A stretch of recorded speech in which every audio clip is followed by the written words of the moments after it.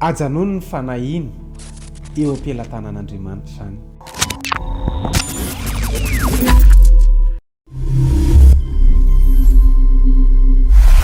Jesosy dia hiteny aminao manana fanontaniana ho anao izy. Hoy Matoa toko 4:7 amin'ny anaran'i Jesosy manao hoe ary izy aminareo na dia manaza no mahay manampy ny andro iainany na dia kely aza.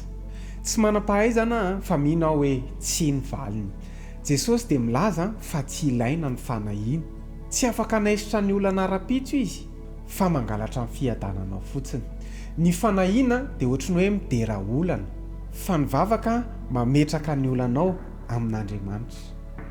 Ny fanahiana dia firesahana amin'ny tena manokana izay tsy hay ny manova azy. Ny vavaka dia fifandraisana amin'Andriamanitra amin'ny zavatra izay hainy ny manova azy. Ny Filipiana toko 4:1 dia milaza hoe aiza manahy na inona faoka ny fivavahana sy ny fisaorana ary ny fifonana no entinareo manambara ny fangatahanareo amin'Andriamanitra amin'ny zavatra rehetra.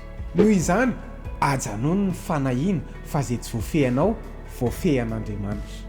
Efa nampanantenanao Andriamanitra, izy dia milaza hoe fa fantatsika fa ny zavatra rehetra dia miara-miasa ahasoa izay tian'Andriamanitra dia voantso araka ny fikasany rehetra. Araka ny tenin'Andriamanitra zany fa tsy zavatra ray fa ny zavatra rehetra dia miara-miasa ahasoa izay tian'Andriamanitra ho anao.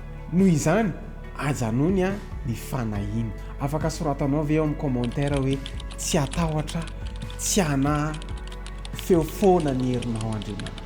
Misaotra anao nanaraka ny vidéo hatramin'ny farany dia raha nafinaritra anao ny vidéo dia aiza misalasala, milike, micommente, mipartager any amin'izay namanao tianao ahita an'izao vidéo zao. Dia raha mbola tsy abonné amin'ny page ianao dia manasa anao s'abonner amin'ny page na amin'ny Facebook na amin'ny TikTok na amin'ny Instagram na amin'ny YouTube. Tahina mihoatra daholo tompo.